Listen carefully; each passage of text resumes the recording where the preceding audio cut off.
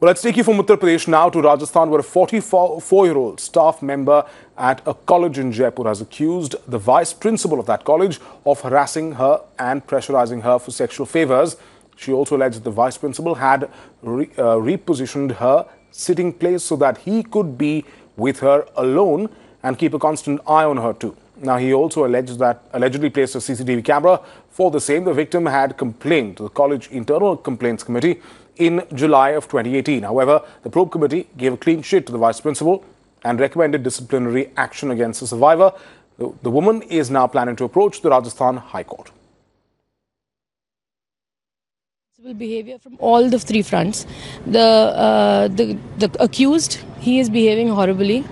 The authorities, to my surprise, being a college, being an educational institution, they're responsible for the future of the country or the state or wherever.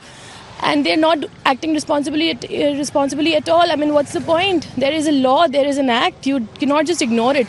They will finally have to comply with it. But I'm really surprised at their attitude. And this lady has written 33 times, not a small number. 33 times she's approached the authorities saying, give me a fair committee and I'll give you the evidence. They will have to reply. The court will take them to task. They cannot just humiliate a lady so badly. You're not even providing her a fair committee. Absolute illegality. The Supreme Court has very clearly said that right to live with dignity includes right to live and work freely in your office. They have to provide that committee. They will have to do it whether they want it or not. Right, let's go across now to my colleague Arvind Singh, who's joining us on the phone line on this story. Arvind, so we've got a couple of things here, of course. One is the complaint that the woman herself made, and second, of course, is the manner in which the internal complaints committee of this college decided to deal with the complaint. Yes, that's right, Viren. This is a classic copybook case of how institutions deal with such cases, and that is why a strong law was passed by the parliament. But as far as the implementation of that law is concerned, this is a classic copybook case where institution does not want to favor the woman and even to give her a fair chance to prove her allegation.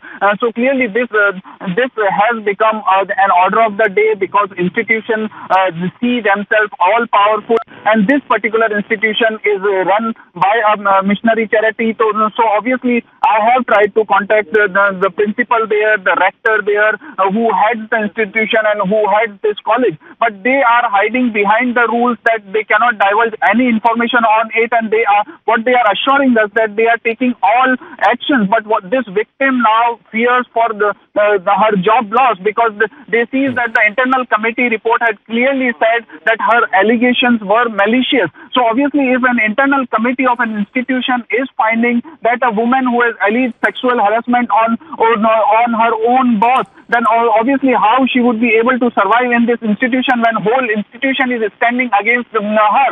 So clearly this is a classic case of institution hiding behind the rules, saving the accused himself who is in position of authority, while a woman, a lone woman, is fighting for her right or her dignity to work and to live in this society. But you can clearly see that we cannot divulge her identity or show her. But you heard the lawyer saying that the court will ensure that she has the right to live with dignity and to work with dignity. But then court will take its own course. Though now this woman has decided to approach the High Court in Rajasthan, obviously, but it was the primary responsibility of the institution that they should have given her a fair trial, a fair committee, so that she could have said her things freely to the authorities there.